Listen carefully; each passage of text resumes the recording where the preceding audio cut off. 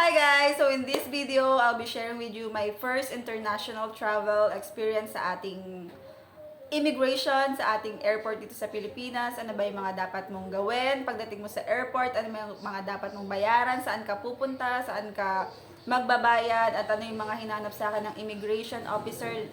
Dahil ito po ay aking first ever travel sa ibang bansa. Lalo na pag may kasamang kids dahil kasama ko yung anak ko nung pumunta kami ng Hong Kong. So, enjoy and sana marami kayong matutunan. At baka pwede naman akong maglambing, guys. This is my first ever travel video. This is a very raw video. I don't know how to edit a video. So, kung ano lang yung video ko, yun lang talaga yung share ko sa inyo. Sana magustuhan nyo and sana support nyo naman ako, guys. Okay, enjoy and sana makatulong po sa ating lahat. So pagdating namin sa airport, hinanap ko agad kung saan ba pwedeng magbayad ng travel tax. Ang travel tax ay 1,620 pesos at pag may bata kang kasama may discount, magiging 810 pesos na lang po siya para sa bata.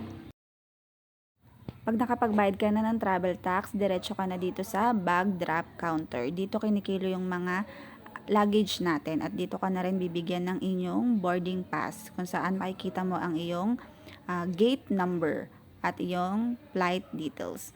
Pagkatapos dito, pupunta ka na sa immigration. Ano nga ba yung mga hinanap sa akin sa immigration dahil first time traveler ako? Unang-unang tinanong sa akin kung employed ba ako. Yes, employed po ako. Hinanap sa akin ang aking certificate of employment, payslip at company ID. Sa anak ko naman, hinanapan ako ng birth certificate. Tapos, tinanong lang kung kailan ang balik namin, anong gagawin namin sa Hong Kong. Siyempre, sinabi ko, pupunta kami ng Disneyland para sa aking anak. Dito, sumakses na ang mga person at pupunta na kami sa aming boarding gate.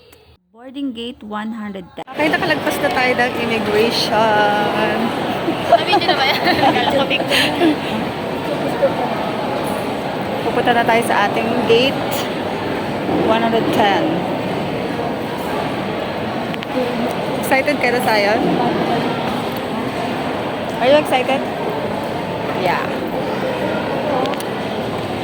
Dito, pwede mong i-check, makikita mo ang iyong flight number, boarding gate, kung saan bang gate ka dapat pupunta. Andito yan lahat ng flight ngayong araw na to. May mga araw naman hindi ka maliligaw, katulad nito, boarding gate 110 kami, kaya dito kami sa boarding gates 101 to 111. So pag nandito ka na, pwede ka na mag-chill, relax ka na, girl. So all departing passengers, after all completing our counter and check-in immigration requirements, please proceed to gate number 0 to await further boarding. Kapag may kasama ka nga palang bata, guys, mas mauuna kayong papasukin ng eroplano. So, nasa group 1 kayo. Ayan na, dito, papasok na kami ng eroplano. Makikita nyo yung anak ko. Talaga namang nangunguna pa. Gusto niya makapunta ng Hong Kong. Tumatalon pa na para bang gusto niya nang lumipad talaga. Dito ang swerte namin kasi first time travel namin. Tapos sa bintana pa kami. Window seat kami yung anak ko. Tuwan-tuwa yan. Hindi lang halata kasi kakagising niya lang. So after almost 2 hours, dumating po kami ng Hong Kong. Pagdating mo dito sa Hong Kong, pupunta ka lang sa kanilang immigration. May mga araw naman katulad niyan. So hindi ka maliligaw. May mga iba ring pasahero na doon din naman yung punta nila. So kaya sunod-sunod ka lang, be. Hindi ka maliligaw dyan. Tamang lakad ka lang, hila ng maleta. Damdamin mo na nasa Hong Kong ka na, be. Dito ka na. This is it. Pansit. So we have now arrived at Hong Kong. Welcome to Hong Kong. Dito na tayo, pupunta na tayo sa immigration para dire-diretso na ang ating tour. See ya! Tapos ito, be, sa hinaba-haba ng paglalakad, pagbaba namin ng escalator, kailangan mo palang sumakay ng train, be, para makapunta sa immigration nila. Grabe, sobrang laki ng airport nila. So, kailangan mo sumakay ng train. Siguro mga 2 minutes na travel sa train bago ka makarating ng kanilang immigration.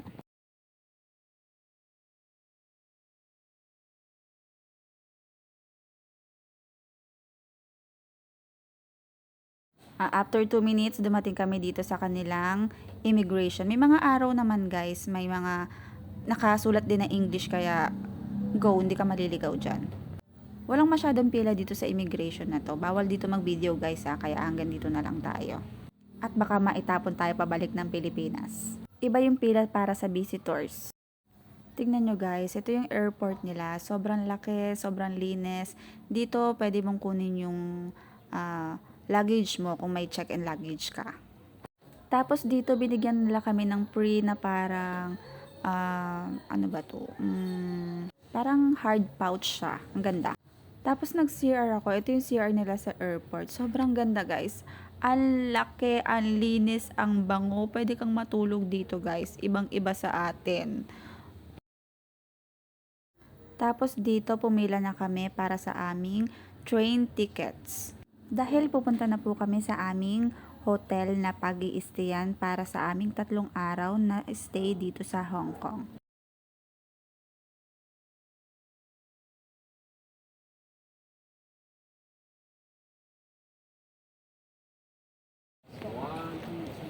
往青衣、九龍同埋香港嘅列車會喺4分鐘後到達。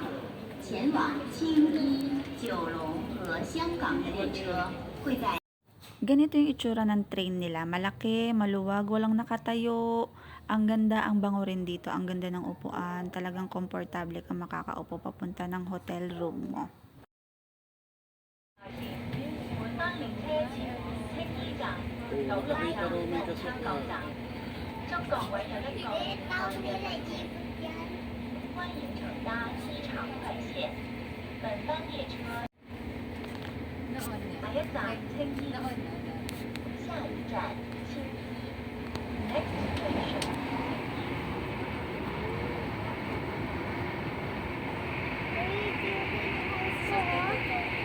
香港右邊嘅車門將會打開，請記得帶走你嘅行李。 We have arrived here at Central Hong Kong.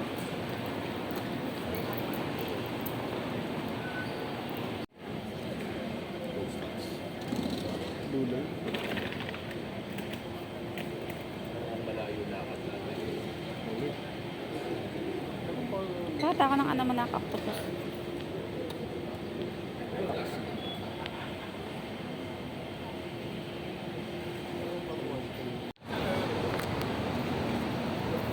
Kaya Michael, medyo building mo. Ito, itong pink na ano, ganyan o.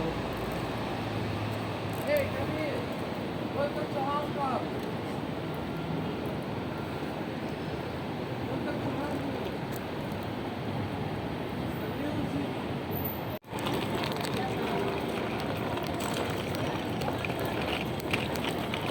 We're in the Nathan Road.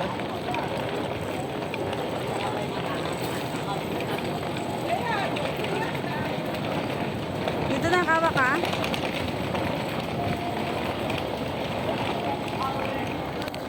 So after how many minutes, nakarating na kami sa aming hotel sa Chungking Mansion dito sa TST. Ang ganda dito guys, sobra. Kahit madaming tao, mapipil mo pa rin na nasa ibang bansa ka na. Ang lamig guys. Wala lang, namamangha lang ako. Kasi nga, hello, first time traveler nga. No? So hanggang dito na lang.